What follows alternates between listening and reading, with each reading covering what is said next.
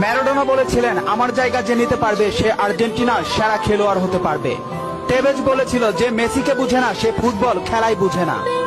ব্রাজিলের পেলে বলেছিল মেসিকে কখনোই খারাপ খেলতে দেখিনি, সে সবসময় একই ধারে খেলে আসছে। পেপ গার্দিওলা বলেছিলেন মেসিকে নিয়ে কিছু লিখবেন না, না লিখে ওকে শুধু দেখে যান, কেননা কোনো কোচ বা সিস্টেম তাকে আটকাতে পারে না। রাইকেট বলেছিলেন মেসির গোল এক একটা শিল্পকলা, আবার বলেছিলেন মেসি মানে ফুটবলের ইতিহাস। ব্রাজিলের রোনালদো বলেছিলেন মেসিকে অনেক বেশি কমফিট মনে হয়। ফিকো বলেছিলেন মেসিকে দেখা মানে অর্গজমের পর অবিশ্বাস্য। জাভি বলেছিলেন মেসি অন্যদের থেকে কতটা এগিয়ে এটা যারা বুঝে না তারা অন্ধ। ইনিয়েস্তা বলেছিলেন মেসি যা পারে অন্যরা তা পারে না, বার্সেলোনা আর কখনোই আরেকটা মেসি পাবে না। ব্রাজিলের রোনালদিনহো বলেছিলেন আমি একবার বিশ্ব সেরা হয়েছিলাম, কিন্তু তখনও বার্সার সেরা প্লেয়ার হতে পারিনি, কারণ তখন বার্সাতে ছিল মেসি। অরিফ বলেছিলেন মেসিকে দেখলে সব সময় সতর্ক থাকতে হয়।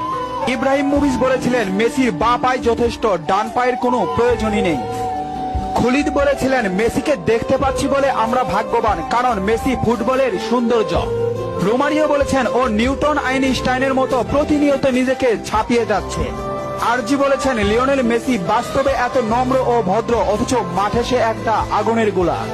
ইস্টাকপ বলেছেন মেসিকে থামাতে